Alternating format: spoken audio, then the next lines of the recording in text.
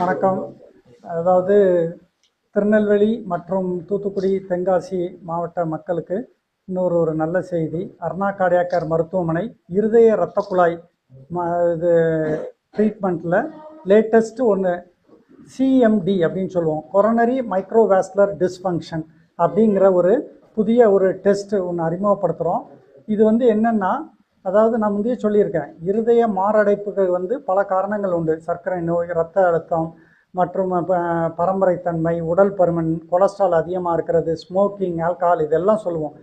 இது எல்லாமே எப்படின்னா, இருதய இரத்த குழாய்களுக்குள்ள உள்ள எண்டோத்தீலியம்ங்கிற கோட்டிங்கை அஃபெக்ட் பண்ணி அதில் கொலஸ்ட்ரால் படிவு அத்ரோஸ்க்ளெரோட்டிக் பிளாக் உண்டாக்கி அது வெடித்து மேஜர் குழாய்கள், அதாவது 400 மைக்ரானை தாண்டிய பெரிய இரத்த குழாய்கள், மேஜர் எபிகார்டியல் வெசல்ஸில் வர்றது ஹார்ட் அட்டாக் மாரடைப்பு சார்ந்த நோய்கள். இதுக்கு நம்மளுடைய மருத்துவமனையில் பார்த்தீங்கன்னா அட்வான்ஸ்டு ஏற்கனவே OCT, artificial intelligence based OCT, laser சிகிச்சைகள் மற்றும் ஆர்பிட்டல் அத்ரெக்டமி அதெல்லாம் நம்ம அறிமுகப்படுத்தியிருக்கோம் லேட்டஸ்ட்டு. இப்போ இந்த மேஜர் எபிகார்டியல் வெசல் கடைசியாக கீழே சிறு இதாக பிரிஞ்சு பிரிஞ்சு பிரிஞ்சு மைக்ரோ வெசல் 400 மைக்ரானுக்கு கீழே 100-150 மைக்ரான்களில் சிறுசாக பிரியும். அதுதான் மைக்ரோ வெசல்ஸ்னு சொல்கிறது. இந்த சிறிய நுண் இரத்த குழாய்களில் அடப்புகள் இருக்கலாம், இல்லை அந்த குழாய்கள் சுருங்கி விரிகிற தன்மையில் பிரச்சனைகள் இருக்கலாம். இந்த மாதிரி இருந்தால் அந்த நுண் குழாய்களுக்கு அப்புறமா தான் தசை இருக்கும். ஸோ ரத்த ஓட்ட மேஜர் எபிகார்டியல் வெசல் என்று சொல்லக்கூடிய பெரிய குழாய்களாக இருக்கட்டும், இல்லை இந்த 400 மைக்ரானுக்கு குறைந்த மைக்ரோ வெசல்ஸ்ன்னு சொல்கிற நுண் குழாய்கள், இதை தாண்டி தான் இருதய தசைக்கு ரத்த ஓட்டம் வர முடியும். அதனால் மேஜர் இதில் வரக்கூடிய அடப்புகளை வைத்தியம் பண்ணுறதுக்கு நம்ம அட்வான்ஸ்டு டெக்னாலஜிஸ் எல்லாம் இருக்குது. இந்த 100 பேருக்கு ஆஞ்சியோகிராம் டெஸ்ட் பண்ணோன்னா 60 பேருக்கு மேஜர் எபிகார்டியல் வெசல்ஸில் ப்ராப்ளம் இருக்கும். நெஞ்சு வலி இல்லை மாரடைப்புன்னு வர்றவங்க. இன்னும் சில பேர் நெஞ்சு வலின்னு வருவாங்க, ஆனால் அதில் 40% பேருக்கு ஆஞ்சியோகிராம் நார்மலாக இருக்கும். உங்களுக்கு ஆஞ்சியோகிராம் நார்மல், ஒரு பிரச்சனை இல்லை அப்படின்னு சொல்லி அனுப்பிடுவோம். ஆனால் அவங்க நெஞ்சு வலியோடையே வாழ்ந்துட்டு இருப்பாங்க. இதுக்கு என்ன காரணம்னு பார்த்தா, இந்த மைக்ரோ வெசல்ஸ் என்று சொல்லக்கூடிய மைக்ரோவாஸ்குலர் டிஸ்ஃபங்க்ஷன் இருக்கிறனால, சிறிய நுண் இரத்த குழாய்களில் உள்ள பிரச்சனைகள்னால அவங்களுக்கு ரத்த ஓட்டம் போதுமானது தசைக்கு போகாது. அது அவங்களுக்கு ஒரு மார்வழியாக இருக்கும். ஸோ அவங்களுக்கு ஏஞ்சியோபிளாஸ்டி பைபாஸ் தேவைப்படாது. ஏன்னா மேஜர் எபிகார்டியல் பெரிய ரோடு சொல்கிறோம் இல்லையா, அதெல்லாம் நல்ல பெரிய குழாய்கள் நல்லா இருக்குது. சிறிய இரத்த குழாய்களில் உள்ள அடப்புகளை கண்டுபிடிச்சோன்னா அதுக்கு உரிய மருந்துகள் இப்போ நிறைய வந்திருக்குது. அந்த மருந்துகளை சரியான முறையில் பயன்படுத்தினா அவங்க நெஞ்சொலி இல்லாமல் இருக்கலாம். ஸோ இந்த கொரோனரி மைக்ரோவெசல்ஸை கண்டுபிடிக்கக்கூடிய அந்த டெஸ்ட்டில் என்னென்னா, ஒரு வயர் இருதய இரத்த குழாயில் போடுவோம். அந்த இரத்த குழாய் டிப்பில் ஒரு ப்ரெஷர் டிரான்ஸ்டியூசரும் தெர்மிஸ்டர் என்று சொல்லக்கூடியதும் இருக்கும். இந்த ப்ரெஷர் டிரான்ஸ்டியூசர் ப்ரெஷரை மெஷர் பண்ணி காட்டிடும். இந்த தெர்மிஸ்டர் நம்ம டெம்பரேச்சர் வேரியேஷனை வச்சு கொரோனரி ஃப்ளோ என்று சொல்லக்கூடிய இரத்த குழாயில் உள்ள இரத்த ஓட்டத்தை கண்டுபிடிக்கும்.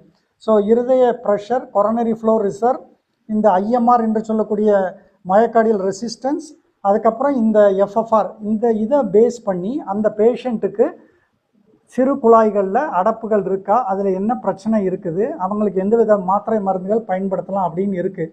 இப்போ இந்த ஐஎம்ஆர் வேல்யூ 25க்கு மேலே இருக்குது, சிஎஃப்ஆர் வேல்யூ 2.5க்கு கீழே இருக்குது அப்படின்னா அவங்களுக்கு அந்த மைக்ரோவெசல் ப்ராப்ளம் இருக்குது. அப்போ அவங்களுக்கு சில மாத்திரை மருந்துகள்லாம் இருக்குது பார்த்துக்கோ. நிக்கோராண்டில், பீட்டா பிளாக்கர், நைட்ரேட்ஸ், ஸ்டாட்டின்ஸ், இப்படி ஏற்கனவே உள்ள மாத்திரைகள் தான். இந்த மாத்திரைகளை சரியான இதில் கொடுக்கும் பொழுது அவங்க நெஞ்சொலி இல்லாமல் நல்லா இருக்க முடியும். மற்றபடி இந்த மைக்ரோவெசல்ஸில் ப்ராப்ளம் இருக்குன்னு கண்டுபிடிச்சாலும் திரும்பியும் அவங்க லைஃப் ஸ்டைல் மாடிஃபிகேஷன் என்று சொல்லக்கூடிய வாழ்க்கை முறை பழக்க வழக்கங்கள், நல்ல ஆரோக்கியமான உணவு, நல்ல உடற்பயிற்சி செய்தல், 7 மணி நேரம் நல்ல தூக்கம், நேரத்துக்கு ரெஸ்ட் எடுக்கிறது, இதுவும் ரொம்ப அவசியம். அதுபோல் ரிஸ்க் ஃபேக்டர் கண்ட்ரோல் என்று சொல்லக்கூடிய சர்க்கரை நோயாக இருந்தால் வெறும் வயிற்றில் 90 to 110 இருக்கணும், சாப்பிட்ட பிறகு 140 to 180 இருக்கணும். ஆவரேஜ் A1Cன்னு சொல்லக்கூடிய கிளைகாசிலேட்டட் ஹீமோக்ளோபின் 7% கீழே இருக்கணும். ப்ரெஷர் 130-80 கீழே கண்ட்ரோலில் இருக்கணும்.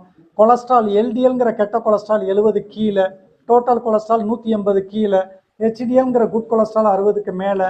இந்த மாதிரி எல்லாத்தையுமே அவங்க சர்க்கரை நோய், இரத்த அழுத்தம், கொலஸ்ட்ரால், எடைப்பெருமன் இதெல்லாம் கண்ட்ரோல் பண்ணணும். மூணாவதாக இந்த டெஸ்ட் பேஸ்டாக அவங்களுக்கு சில மாத்திரை மருந்துகள் கொடுத்தோன்னா அவங்க நல்ல சந்தோஷமாக இருக்க வாய்ப்புகள் உண்டு. ஸோ அதனால் சில பேருக்கு மேஜர் கொரோனரி ஆஞ்சியோகிராம் நார்மல்னு சொன்னாலும் அவங்க நெஞ்சு வலிக்கு இந்த மாதிரி மைக்ரோவாஸ்குலர் ஆஞ்சினா காரணமாக இருக்குங்கிறத நம்ம இந்த லேட்டஸ்ட்டாக அருணா கார்டியாக் இது வரைக்கும் 8 பேஷண்ட்ஸ்க்கு பண்ணியிருக்கிறோம்.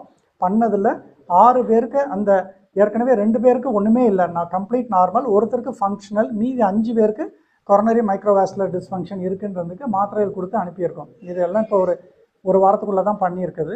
ஸோ இந்த ரிசல்ட்ஸ் ஃபியூச்சரில் தெரியும். இந்த தொழில்நுட்பம் வேறு எங்கேயாவது இருக்கா சார்? நம்மகிட்ட இல்லை, இப்போ இங்கே மட்டும் திருநெல்வேலியில் நம்மகிட்ட மட்டும்